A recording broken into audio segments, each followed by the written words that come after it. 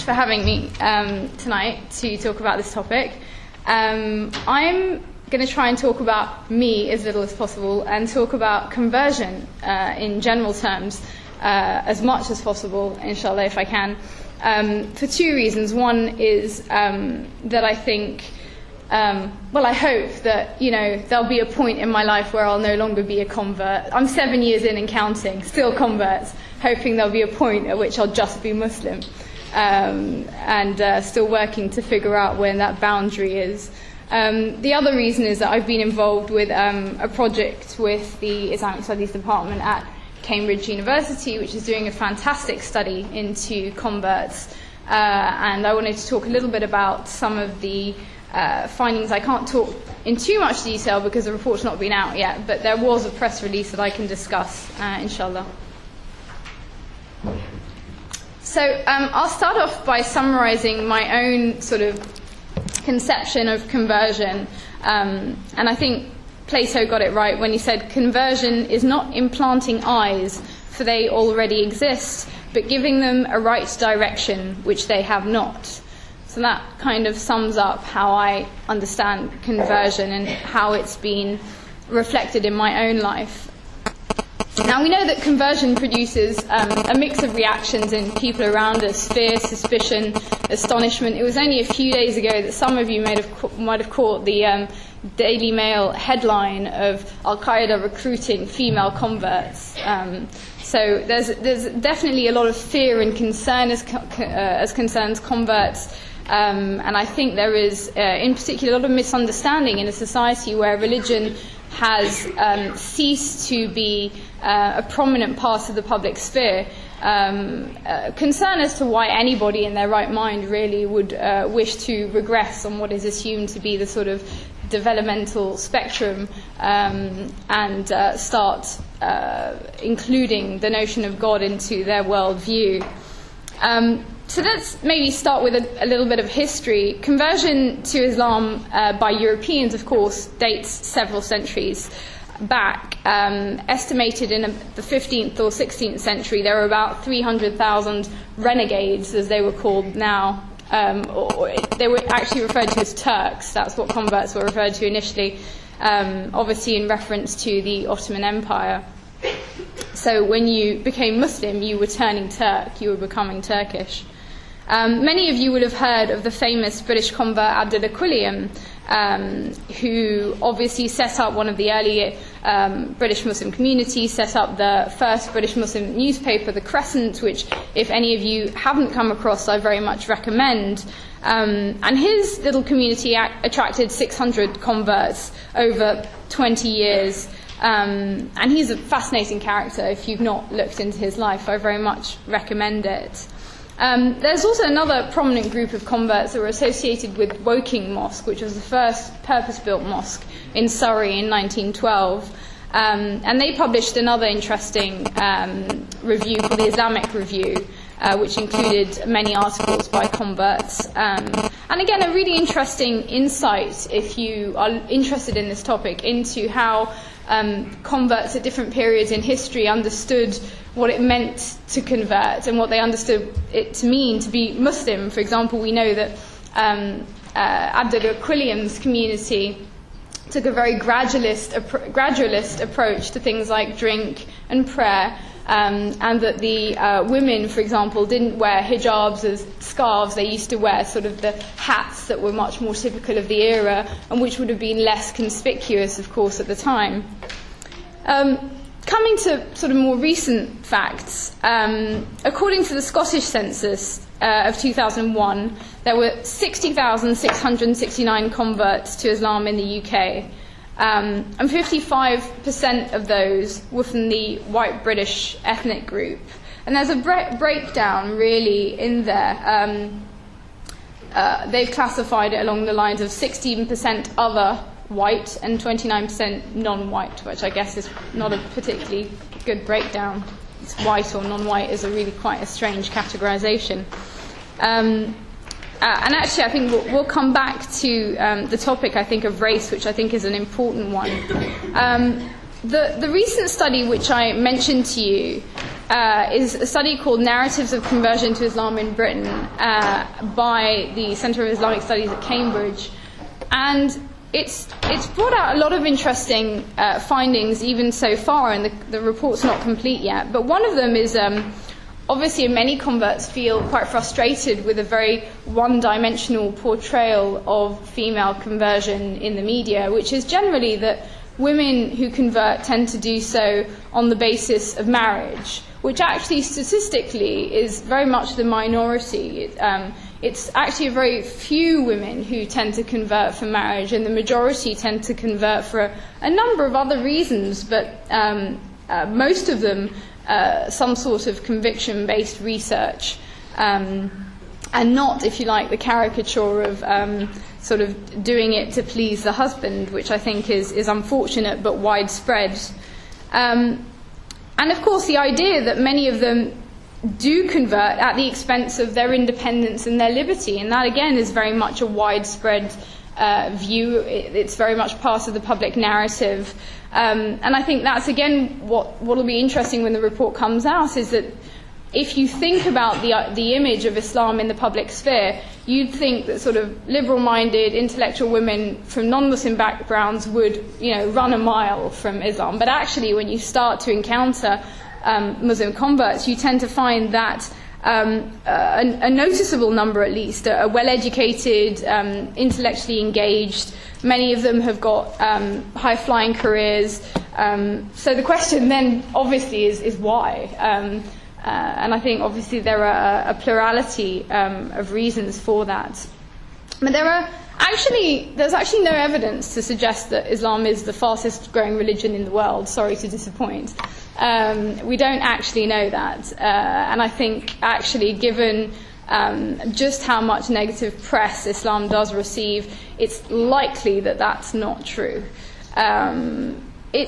What is true, and this is from the statistics that we can get from things like the census, is that as many as 3/4 of British converts, so an estimated 100,000 between 2000 and 2010, were female. So statistically speaking, these guys on the panel are a minority. Just wanted to point that out. So when we're thinking about converts, we can talk a little bit about the experience that converts have. And they are quite diverse, but there are some points that we can draw out. A number of converts get their information and assistance from books, Muslim acquaintances, and the internet. And a majority say that they receive no help from the mosque, which I think is a sad indictment, actually, of our mosques and of the role, really, that they ought to be playing within the Muslim community in terms of a support network, in terms of a hub for the community, in terms of a hub. When I say of the community, I don't just mean of the Muslim community. It should be a hub where, the homeless, the elderly, people who are vulnerable in the community feel that they can come to. It's somewhere that certainly people who've just converted should feel welcome, and it should be somewhere where they get support and help.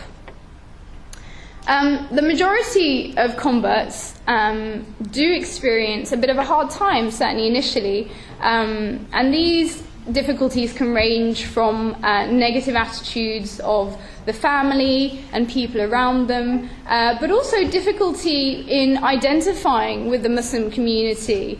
I think, recalling my own experience, certainly the minute you decide that you want to convert, and of course conversion in Islam is relatively easy, La ilaha illallah Muhammadur Rasulullah, and bam, you're Muslim. But, there's a lot more to it, obviously, than that. And there is this sort of assumption that as soon as you've taken the Shahada, that's it, you know where you're at. And that's when the questions start to flow. What are you? Are you Sufi? Are you Salafi? Are you Sunni? Are you Shia? What are you? We want to know. Well, I don't know. I'm just Muslim. That's only as far as I've got. And I think, and actually we could go further with those questions. Are you Deobandi?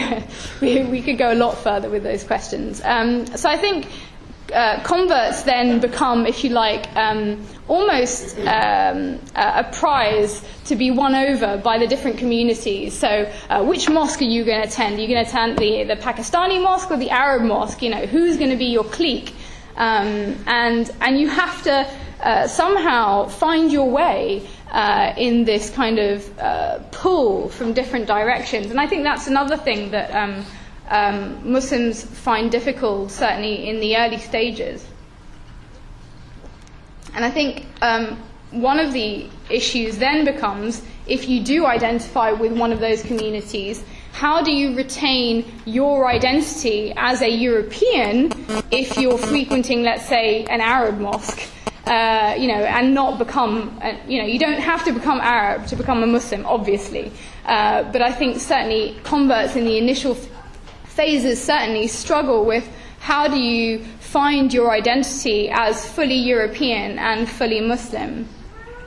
And interestingly, actually, the majority of converts feel that there's no natural conflict between being a devout Muslim and being a Briton or living in Britain. And the majority also feel that there is more good than bad about British culture. So I think if you're interested in this sort of stuff, there's a Faith Matters report, which I would very much recommend you look into. And it's just I've just sort of read out a few of the stats off that, but you could find out a whole lot more there. I certainly had the experience of what I call the racialization of converts, which is that you go from being solidly recognized as white middle class to suddenly being a little bit brown, a little bit something. You're definitely not white anymore, and suddenly realizing that actually there's a different relationship to people that aren't white and middle class out there, and that there are a lot of struggles, even in basic interactions that perhaps one was not completely aware of prior to that. So I think the reasons why obviously converts do decide to take the big leap are multiple. There are many. Certainly in the research that we've been looking at, there are those who encounter somebody very inspiring. There are those who come into contact with the Quran. There are others, like a good friend of mine who's Czech, who was living at home and decided to look into Islam on the internet and decided to convert based on what she read on the internet. So I mean, there are really really interesting kind of journeys that people take, and they do vary quite a great deal. One of the other things that really came out of the report, and that will come out of the report, are some of the issues that Muslim converts from different backgrounds experience. So I think while there is generally a sense of triumphalism from heritage Muslims concerning white converts, I think converts from black and Asian backgrounds tend to have a lot harder time, and I think that's something as a community that really needs to be taken into account. Certainly a lot of the women who were participating in our discussions found that they were not afforded the same respect, welcome, admiration that were afforded to white converts, that if you were a black convert, it was kind of taken for granted that you would convert, that you weren't included in the community in the same way. And of course, once black and Asian converts enter the community, they experience a whole other host of barriers. Things like, oh, well, I'd like to marry your daughter. Black convert man wants to marry Asian woman, and there are a lot of problems come up for converts from black and Asian backgrounds. And I think we can't gloss over those. We can't pretend that they're not there. One of the most horrific stories that I heard actually was of somebody trying to organize a trip to Hajj, and they were fundraising for it. And the fundraisers asked if they could see, those financing the trip had asked if they could see the profiles of those who were going to be sent off on the Hajj. And essentially, there were a number of black and Asian converts on the list, and they said, well, these aren't real converts, we're not prepared to fund them. These things are happening, they're very real, and I think it's very important to be aware of them and to try and make sure that we don't somehow slip into, I guess, a complex surrounding white converts as being somehow different or in need of greater praise or recognition. And I think it's worth asking ourselves that when we do give white converts that importance, what does that say about our view of ourselves? So I suppose on the topic of converts generally, what I also usually point out is most practicing people, in a way, are converts. Most of you who are practicing have made a conscious decision at a point in your life to look into your faith and decide that that's something that you would like to commit to. That journey may have been eased by the fact you are coming from a Muslim background, or it may not, because sometimes that just complicates things a little bit further, because there are all sorts of cultural issues tied into coming from a particular background and notions of what Islam actually means from the background you're coming from. So, in terms of my own conversion, I encountered Islam or Muslims from a very early age. I went to school with many people from a Muslim background. I went to a French school, and so many of them were from North African background, Moroccans, Algerians, Senegalese, and then a few Levantines, so Lebanon. And I think the overarching kind of image I had of Islam growing up was pretty much the way that I'd been taught it in my philosophy class, which was, astaghfirullah, to quote my philosophy teacher at the time, Jesus and Muhammad were imposters. That's pretty much how my philosophy teacher taught us, what religion was, what it was about. And of course, in a sort of enlightenment-driven education, you're very much taught that religion is a relic. We've moved on from that. It's a delusion. It's something that holds people back from sort of full mental emancipation. And that is really the image that I had up until the time that I went to university. And I went to university between 2000 and 2003. So, of course, September the 11th happened whilst I was at university, and there was a massive shift actually on campus, a palpable shift on campus, and a palpable shift in the way that my friends were suddenly being referred to. So while previously I think that they'd been known as Moroccans or Algerians, they were suddenly Muslims. Oh, the Muslims did this, or the Muslims did that. And Islam sort of became a lot more prominent in the way that we were filtering people's behavior. And of course it became a great topic of discussion.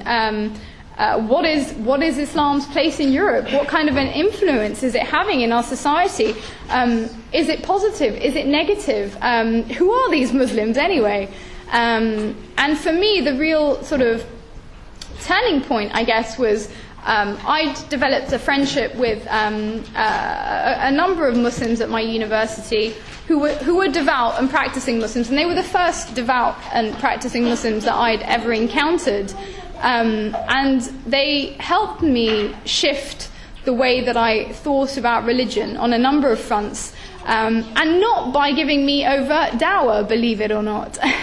They helped me shift my understanding of religion by being really nice people, really good people that you could rely on, really reliable, generous, timely, yeah, and generally just people who, I suppose, when you're a student and you're the first time at university, you need a network of people to help you get on with life. Mum and dad aren't there anymore to help you. You start to value those qualities in people, and I started to question why it was that these people in particular had these qualities, and what it was that was cultivating those qualities within them. And they would explain that in their religion this is something very important, to help your neighbours, look after your friends, be there for people if they needed you. And so I started to shift my view of Muslims, not so much of Islam, just by virtue of an interaction with people whom I felt had very solid ethical ideals, and I respected that. I didn't respect the religion. I continued to view Islam as something negative, but I respected them, and that was the beginning really of a window, I think, into the religion. The other big turning factor was somebody giving me a book by Oriana Fallaci, who's an Italian polemicist, and she's dead now actually, and she wrote a book in which she described Muslims in Europe as vermin, and we all know what you do with vermin, mangy dogs, and we all know what you do with a mangy dog. And really there was a language being used in the book which worried me. It really echoed with some of the literature that I'd grown up reading. And I was concerned, and I felt that it was important at that point for me to become educated enough about Islam that I could determine whether what was being said about it, was it this nefarious influence in Europe? Were Muslims trying to take over and,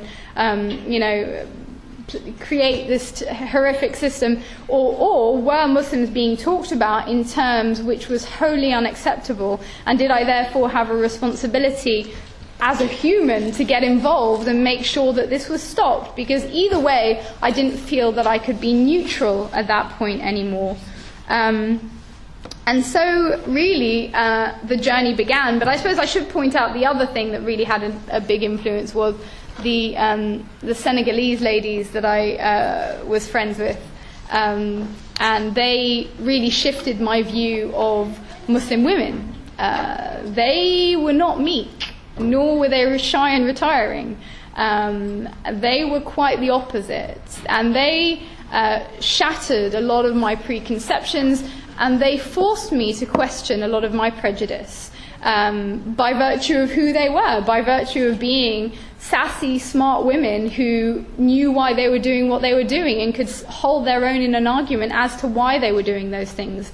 And so those were, I think, if I had to bring it down to three factors, some of the key elements which then led me to start looking into the faith a little bit more deeply. Now, of course, being the sort of cantankerous person that I am, I went away and decided I was going to read this Quran to prove them wrong. And I went home and picked up a free copy of the Quran that I'd been given at my local mosque, which was an awful translation.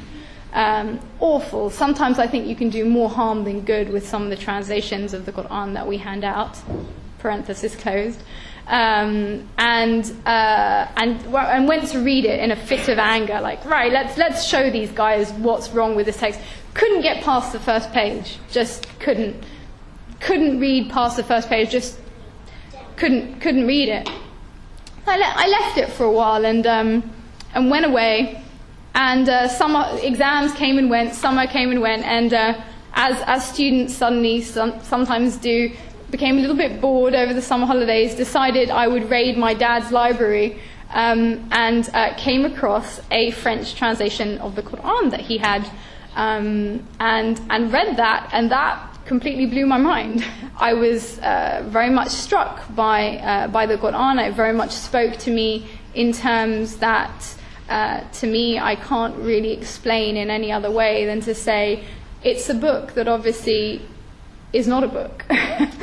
It's a message contained within some pages, but it's also both universal in its reach, but very specific in its ability to speak to your heart at a particular point in time and address very specific issues. And for me, it was a very moving experience. I'm aware that I probably have about 3 minutes left now, so I'll try and wrap up. I should also point out that as part of this debate and discussion that I was having with the Senegalese sisters, I was trying to convince them that this oppressive clothing that they were wearing, it was really time to shed it and to start living in the 21st century and discover all there was to learn about fashion. And of course we started to have a really interesting discussion about about, well, we didn't call it modesty, actually. We would have a discussion about what it meant to be empowered as a woman.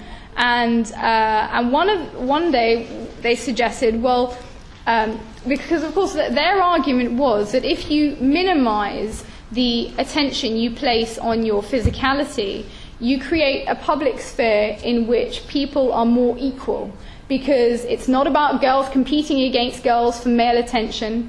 It's not about women competing for male attention. It's just minimizing the attention on the outwards so that we can focus our attention on what's substantive, what's real. And those are the values which really we should be putting all of our intellectual energy into. And those are the values that really should be dominating our public sphere. And so they gave me, as we say in French, un gage, what do you call it, like a dare. Why don't you try it out?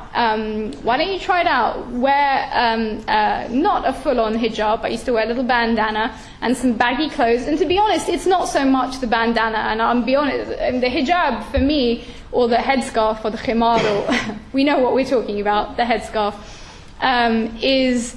and I've said this before, that the cherry on the cake, you totally have a cake if you don't have a cherry, but you don't have a cake if you just have a cherry. And so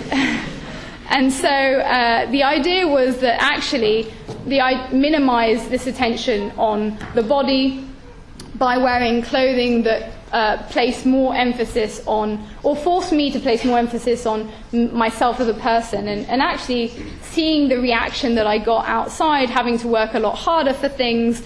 It was a lot easier before, actually. If you didn't have the right buffet, just flustered your eyelids and gave a little, smile, flick of the hair, and suddenly you could get on the bus for free. It doesn't work that way anymore, unless the bus driver's Muslim. So I think it was a really interesting experience to realize that actually, if you minimized the importance that we attach to female sexuality as a tool of expression in the public sphere, you had to work a lot harder on yourself as a person. You couldn't get away with things a lot easier. You actually had to be nice to get things done. It wasn't enough to just use your wild charms. You actually have to work at things and be a nice person and stick to your word, because these are the things that matter ultimately and are going to, you want me to end? Got it. That are going to help people, or that are going to make sure that people then respond to you in the way that you want them to respond. And for me, that was a very empowering journey to go through as a woman. It was one which I knew, even if I didn't commit to Islam, I was very interested in the notion of minimizing the importance of the female body as one of the roots for our expression in the public sphere. I really took to the idea that actually, from a feminist perspective, we have a lot more to gain from minimizing the attention to that and focusing on things that are much more substantive in our public interactions. And of course, we know in Islam, the hadith that says God does not judge according to your bodies and appearance, but scans your hearts and looks into your deeds. Well, for me, that's a very empowering way of looking at the world. And actually, Islam is very much about that. Forget about your riches, forget about your background, forget about the way you look. Ultimately, what you take with you on that day is the good deeds that you've put before you. And there's nothing more equalizing than that. So I wanted to talk about a whole load of other things. I have a quote here that says the problem is the 98% of men who give us 2% of men a bad name. I wanted to talk about that, but maybe we can keep that for the Q&A. Q&A, someone. Okay, thank you.